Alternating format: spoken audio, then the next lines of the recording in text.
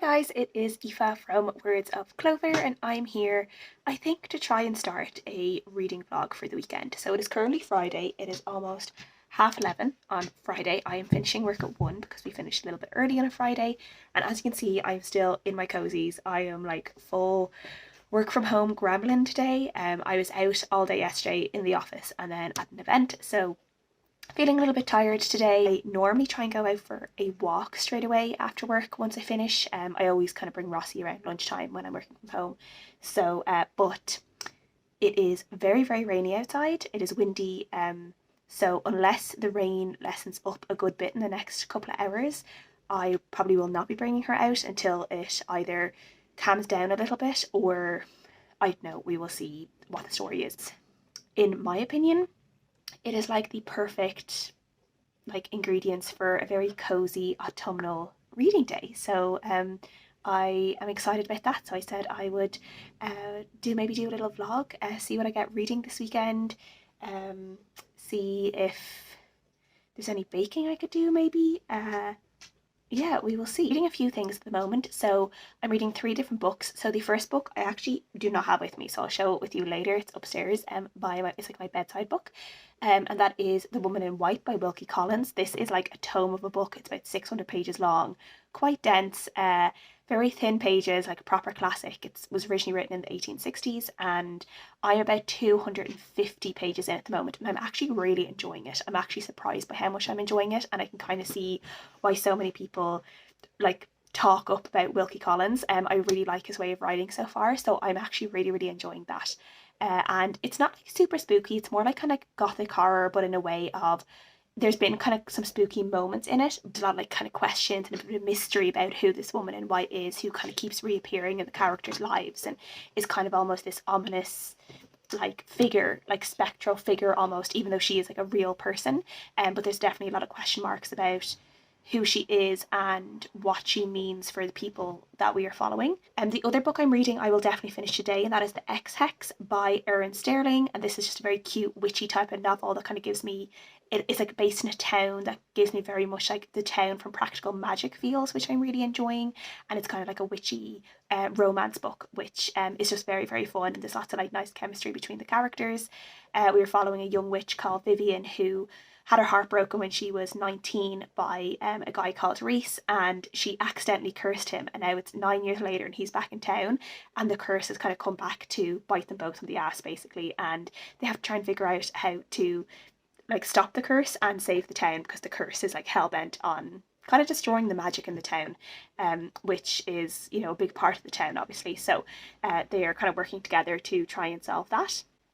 And then I'm also listening to The King of Crows on audiobook, which is the 4th and final book in the Diviner series by Libba Bray, which is something I've been reading for quite a while. So I finally said I would get on with it and finish up the last book in that series this year. So I am about a quarter of the way through that and really enjoying it. The audiobooks for these are absolutely fantastic. The narrator is really good. The narrator for all of them has been January Lavoie, and she is really excellent. There's a real kind of creepy, spooktacular element to the story, because it involves ghosts, and some of these ghosts are quite bad. They're almost like zombie ghosts in a way, that they want to eat people, so there's a real kind of scary element to it, but there's also a lot of fun. It's set in the 20s in New York, so a couple of the characters that we're following are real flappers, and the way they talk is quite entertaining, and there's a couple of romances you can root for, so I'm really enjoying that at the moment as well. So those are all the books that I will be continuing on with today and for the rest of the weekend, and we'll see what I finish, what I don't, how far I get with them, and we'll just see what kind of cozy activities I do for the rest of the weekend. We will see.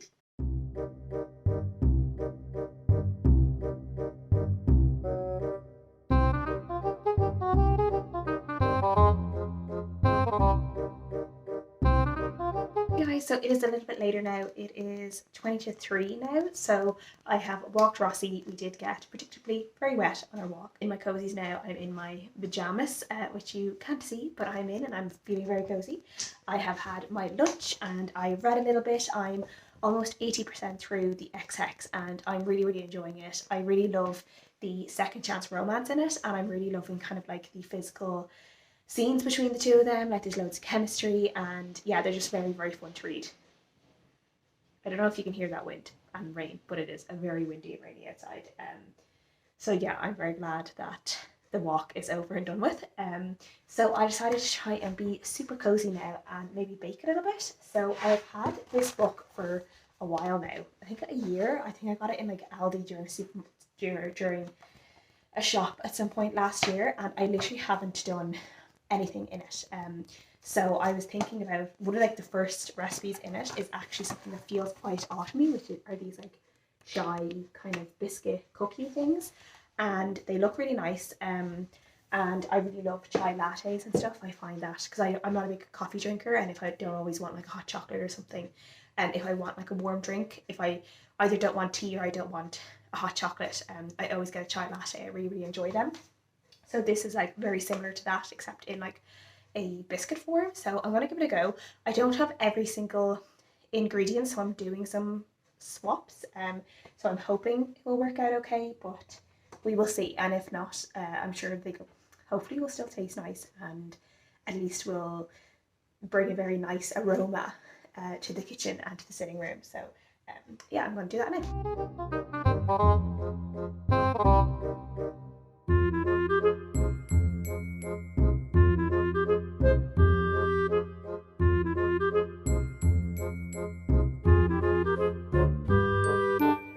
Okay, so the taste is nice, it looks nice, it smells nice, but it looks a little bit too wet for it to be a dough, so I might put a little bit too much milk in. So I'm going to try and see if I can rectify that a little bit, and then I'm going to chill it for a while, because it does say on the recipe actually that it like should be chilled overnight or for at least 4 hours.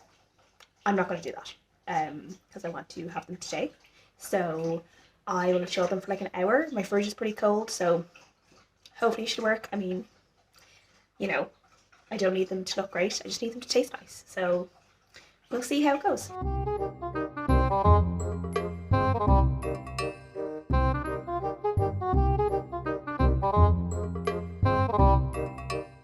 Hi guys, it is later on now on Saturday, no, it is Friday, on Friday evening, and I am in bed now. I actually didn't update you guys when I finished off the cookies. I let them chill for 2 hours and it was actually pretty perfect, and I did cook them or bake them, and yeah, they came out pretty nice. The taste of them is really, really nice. They're like, it's like proper chai taste, even though I didn't have cardamom, and I actually put a little bit of nutmeg in instead of the cardamom.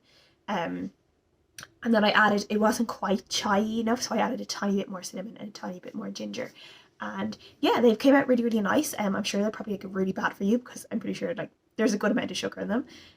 So yeah, hopefully I won't eat them all this weekend. And then when I was kind of in between the chilling and all of that, I read the last 20% that I needed to read for the Ex Hex by Erin Sterling, and I finished that and I really enjoyed it. It was just really cute and it was really fun, and like there was definitely parts of the story that I felt like were a little bit not necessarily vague, but like maybe needed a bit more attention. Like, we know that our main character Vivian, she's a witch, but she didn't necessarily grow up always knowing she was a witch, or like in a family that practiced magic, because her mother didn't practice magic, and it appears that her parents probably died quite early on, and then she went and lived with her aunt and her cousin, and we don't really get much of that except like a very like brief explanation of why Vivian feels a little bit insecure or not that good at being a witch. And I felt like for it to be such a big part of obviously something happening in her life, it would be nice for that to be like delved into a little bit deeper.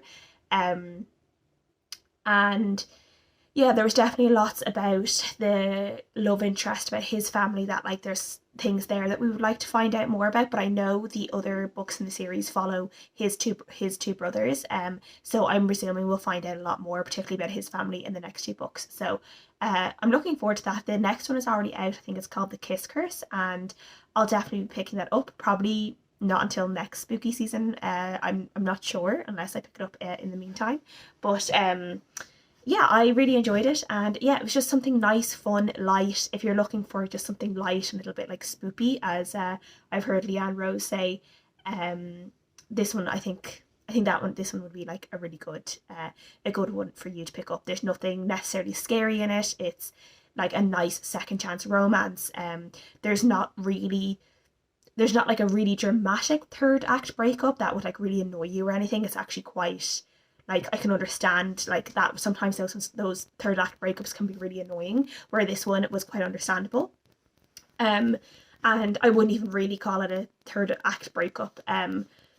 So more than like a figuring out kind of thing. So yeah, I really enjoyed it. I gave it 4 out of 5 stars, and while it's not like a perfect book, it was definitely just something that was nice and entertaining for a while. Yeah, the next book I have lined up for my Kindle is House of Hunger by Alexis Henderson, which I meant to read last year and then didn't. And this one, I think, as far as I know, is kind of like a vampire-esque book. And we're following a character who's, all I know about it is she is going to become a blood maiden in like this house, and I'm presuming it has something to do with some sort of vampiric creature.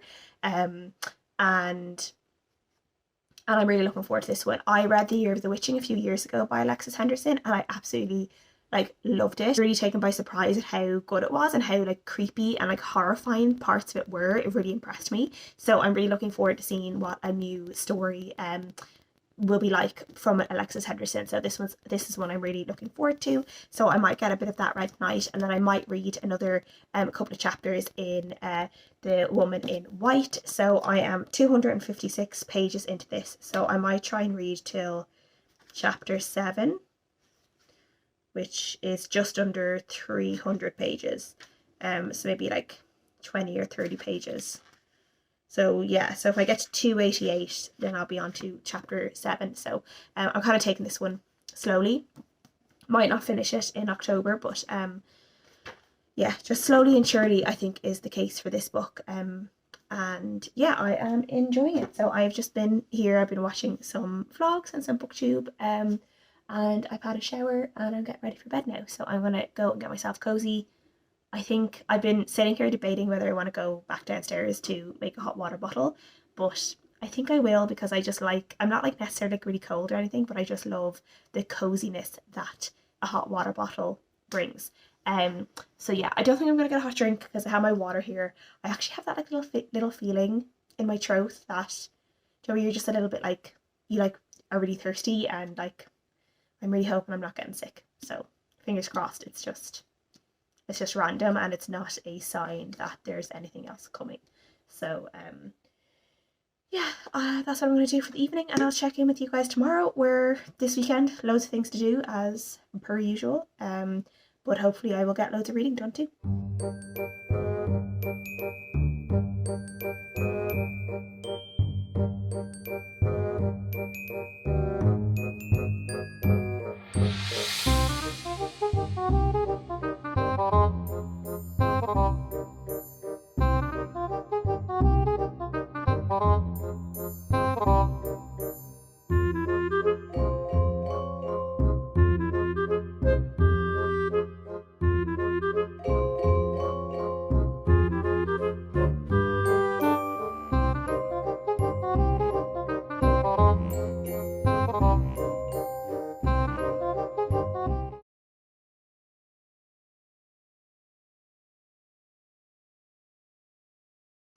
Hi guys, so I am just out for a walk, as you can see, with Rossi.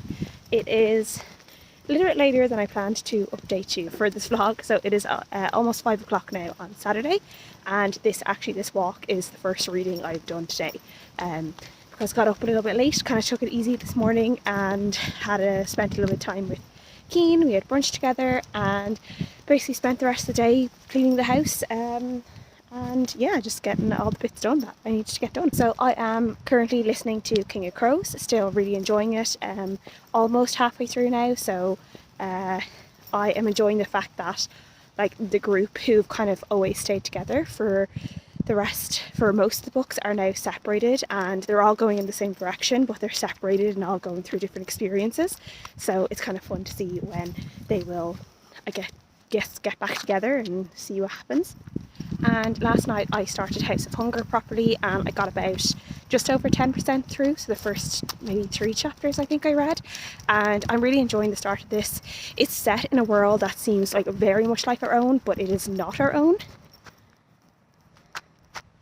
What are you looking at? What is it? I think she's looking at a bird. She is answering this thing that she sees, like this note that she sees in a newspaper, looking for a blood maiden. And blood maidens seem to have these like really nice lives. They're like compensated quite well for giving their blood to these families that seem to be quite rich and old, but she's in the south and this thing happens I think mostly in the north, and there's kind of this like bad connotations or bad reactions to if you are to be a blood maiden in the south where she is from. And it kind of reminds me of like America and like a civil war, like north versus south kind of thing, where it seems like there's certain feelings between the north and south and what is best and people's ideas about certain things. Where I'm at in the book, she has just had her blood tested and it seems that she has very good blood, and she's been told that she can go to the House of Hunger, so presumably when she is there the story will really kick off. And also it appears that she is, I'm presuming, gay, and the person who she's going to go to is a woman, so I don't know whether there could be like a romance or some sort of relationship there or not. We will see. It'll definitely be a relationship that has a power dynamic, so if there is a relationship it'll be interesting to see how it all comes about. So yeah, I'm looking forward to getting home now, snuggling up a little bit and probably reading a little bit more of House of Hunger, and then having dinner, something easy. We just do a stir fry or something, use what's in the fridge before I do a big shop tomorrow, and yeah, cozy for the evening, watch a movie, having gin and tonic or something maybe, and yeah, just enjoy the evening. That is the plan. So yeah, it's kind of been, I wouldn't say a busy day because as I said I kind of took it slow this morning, but got things done and feel good about it. And yeah, now I'm going to enjoy a couple of hours of reading time before it's movie cozy dinner time.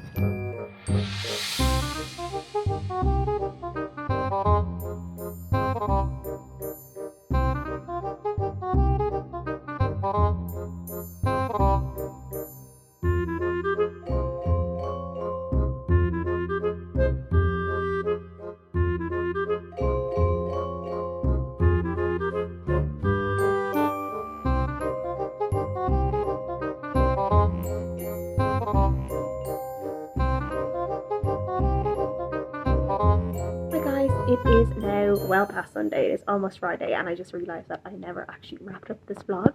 So I'm settling in for not another cozy weekend, but a weekend away and having some drink and fun with friends. So I'm glad I got my cozy weekend in last week. But I wanted to update with what I was reading during this vlog. So I finished House of Hunger on Monday afternoon, Monday evening I think. And I actually really enjoyed it. This is a book, and I think Alexis Henderson in general, all her books are really like, if you're looking for vibes, her books definitely have them. And I kind of like the way that she writes. Now, The Year of the Witching does have a sequel, but it is one of those books that could be read as a standalone, and as far as I know, House of Hunger is a standalone as well. So she has like kind of like really like stories that more or less wrap up. Now, she doesn't have endings that are tied in a neat little bow, but she has stories that do more or less wrap up within one book, and I do enjoy that. Always enjoyable to read a book that, you know, you kind of get the whole story in one, and you're not like waiting around for sequels or have to read more books. And yeah, I really enjoyed this. As I said, there was just like the vibes going on, the glamour, there was a real like sapphic theme going on, and I kind of enjoyed the fact that the vampire element of it wasn't actually to do with actual like vampiric creatures, but more human, like human nature gone wrong in a way, and human greed, and yeah, like what humans and what like the world in a way could turn, like would use as a commodity. So I really enjoyed the way it was explored. So I really enjoyed the way it was explored in this book, and yeah, I really enjoyed it. I gave it a really solid like 4 out of 5 stars.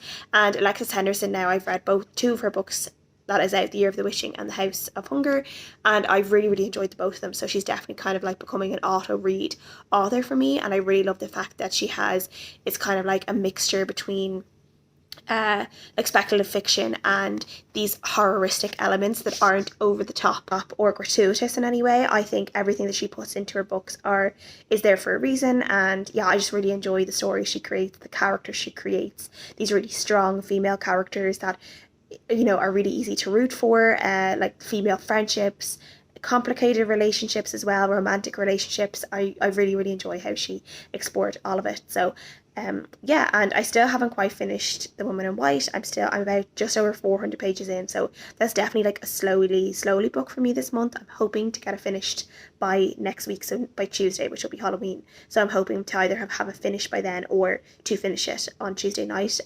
So I don't be carrying it over to November.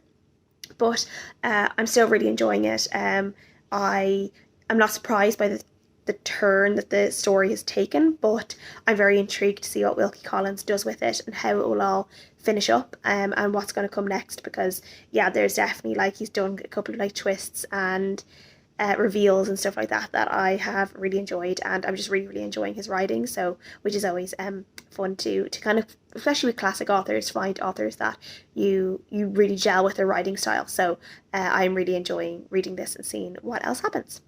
So thank you guys so much for watching this vlog. I hope you guys enjoyed it. Please let me know what you guys read last weekend, what you're planning to read this weekend, and yeah, I would love to know. Thank you guys so much for watching as always, and I'll see you guys again next time. Bye.